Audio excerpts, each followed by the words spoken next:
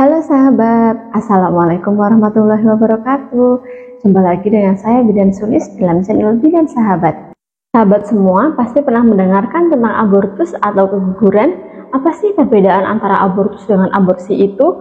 Kemudian ada juga hamil ektopik dan hamil anggur. Apa perbedaan hamil ektopik dan hamil anggur? Simak video ini sampai akhir, jangan lupa like, komen, dan subscribe. Terima kasih.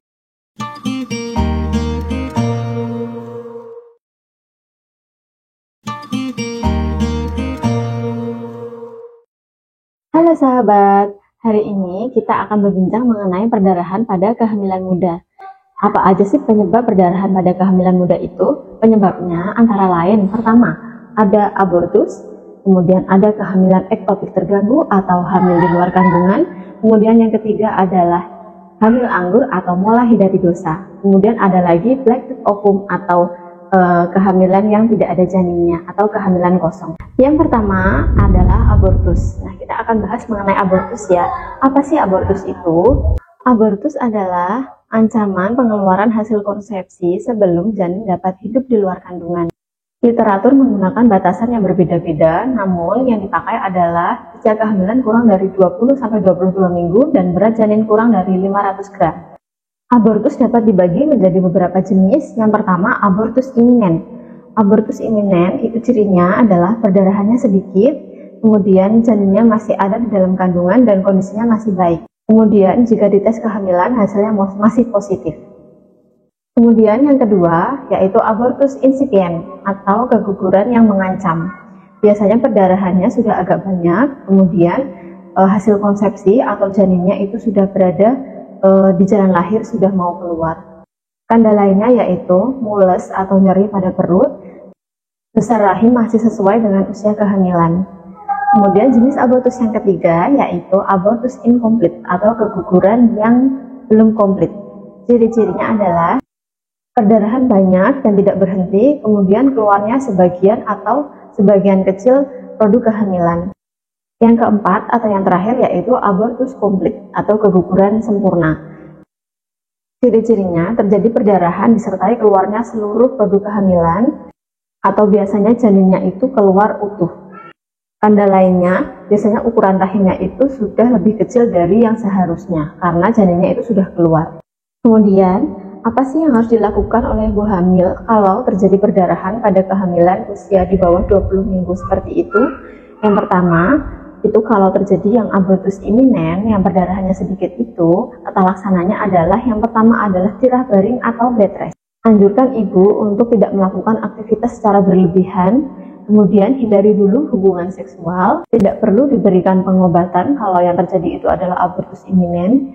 Kemudian jika perdarahan berhenti, kehamilan bisa dilanjutkan seperti biasanya, pemeriksaan hamilnya juga bisa dilakukan seperti biasanya. Tapi apabila perdarahan terus berlanjut atau bertambah banyak, itu harus segera periksa. Kemudian tata laksana pada yang keguguran incomplete atau insipient tadi adalah biasanya pasien itu akan dirujuk ke rumah sakit untuk kolaborasi dengan SPOG. Yang pertama dilakukan itu biasanya adalah di USG, kemudian diberikan obat dan direncanakan untuk tindakan kuretase atau kehamilannya itu memang harus dikeluarkan. Karena abortus insipient tadi sudah ancaman keguguran kan, jadi biasanya janinnya itu sudah tidak bisa dipertahankan. Apalagi yang abortus incomplete, karena kalau abortus incomplete itu kan janinnya udah keluar sebagian atau sebagian kecil pasti sudah keluar, jadi itu jelas tidak bisa dipertahankan lagi. Biasanya akan direncanakan untuk dilakukan kuretase. Kemudian yang ketiga, yang abortus komplit tadi, penanganannya apa? Kalau yang abortus komplit sama aja, biasanya dilakukan di rumah sakit, pasien akan dirujuk, kemudian di USG untuk menilai apakah benar janinnya itu sudah keluar semua seluruhnya atau masih ada sisa. Kalau memang sudah keluar semua seluruhnya, biasanya tidak perlu dilakukan tindakan apa-apa. Biasanya hanya diberikan obat atau bisa juga tanpa obat sama sekali. Kemudian yang kedua, kita akan bahas mengenai kehamilan ektopik terganggu atau hamil di luar kandungan. Ibu-ibu semua pasti sudah sering dengar ya tentang kehamilan ektopik atau kehamilan di luar kandungan. Jadi kita itu kalau hamil itu kan janinnya tumbuh di dalam rahim atau di dalam uterus ya, dalam uterus. Nah itu kan di samping uterus itu ada dua cabang ya, kalau bahasa alamnya kita katakan ada dua cabang yang namanya tuba falopi terus di ujung cabang itu ada ovarium atau indung telur.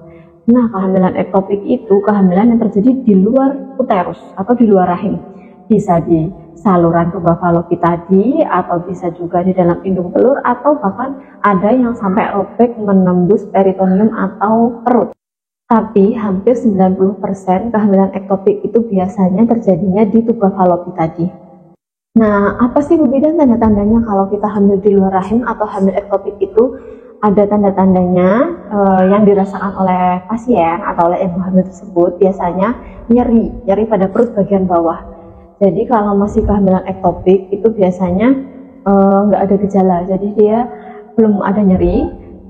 Gejala awal kehamilannya sama, tes pack positif, kemudian mual muntah juga biasanya.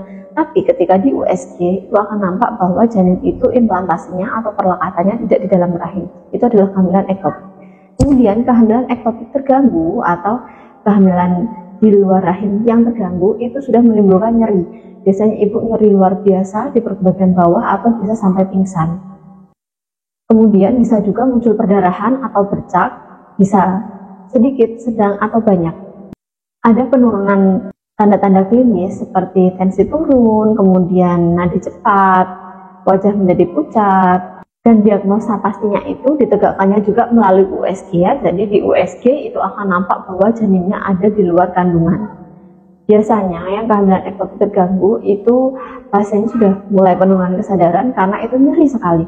Jadi pasien harus segera dilarikan ke ruang operasi untuk dilakukan laparotomi. Jadi beda dengan sesar ya.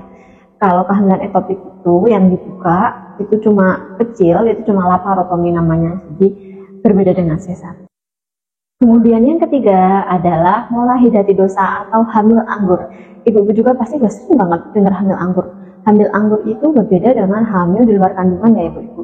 Hamil anggur itu gejala awalnya sama seperti kehamilan biasa, tes pack positif, kemudian mual muntah, tetapi pada ibu dengan kehamilan anggur atau hamil molahidatidosa biasanya mual muntahnya itu lebih sering dan lebih berat. Kemudian pada saat di USG itu tidak ditemukan denyut jantung janin. Jadi penampakan USG-nya itu biasanya ada seperti gelembung-gelembung seperti anggur atau bulatan-bulatan seperti busa atau gambaran seperti awan. Jadi di situ tidak ditemukan janin, tidak ditemukan denyut jantung janin, yang ditemukan hanya gambaran seperti bola-bola, seperti busa-busa seperti itu. Dan penanganannya itu nanti seperti apa Bu Bidan? Jadi dia akan direncanakan untuk dilakukan kuretase, karena pada dasarnya kehamilan anggur itu kan bukan kehamilan yang baik, jadi itu harus segera dikeluarkan dari kandungan. Yang selanjutnya, yang keempat, neglected ovum atau kehamilan kosong. Ini pasti sudah sering banget ibu-ibu dengar karena kejadiannya itu sangat banyak. Apa sih neglected ovum itu? Neglected ovum itu sama dengan ibu hamil seperti biasanya. Jadi saat tes pack juga hasilnya positif, tapi tanda selanjutnya adalah saat di USG itu sudah nampak kantong, tapi nggak ada isinya. Jadi nggak ada janinnya, nggak ada denyut jantungnya. Kemudian biasanya kantongnya itu ukurannya lebih kecil daripada ukuran yang seharusnya. Jadi misalnya nih ibu pertama kali USG itu usia 6 minggu, itu kantongnya sudah nampak tapi kecil, atau bahkan ada yang kantongnya belum nampak. Kemudian biasanya dokter akan mengajarkan untuk pemeriksaan 2 minggu lagi. Nah nanti saat ibu USG lagi di usia 8 minggu, itu mungkin nampak kantong tapi kecil, dia sesuai 5 minggu atau 6 minggu itu. Pasti akan direncanakan tindakan kuretase, sama seperti abortus yang lainnya tadi itu. Oke, ibu-ibu semua, sahabat-sahabat semua, saya rasa bincang-bincang kita cukup sampai di sini. Jika ada sesuatu yang ingin ditanyakan atau misalnya ingin sharing, boleh tulis di kolom komentar ya. Terus jangan lupa support channel saya ya, supaya channel saya semakin berkembang. Jangan lupa like, comment, share, dan subscribe. Terima kasih. Assalamualaikum warahmatullahi wabarakatuh. Salam sehat selalu.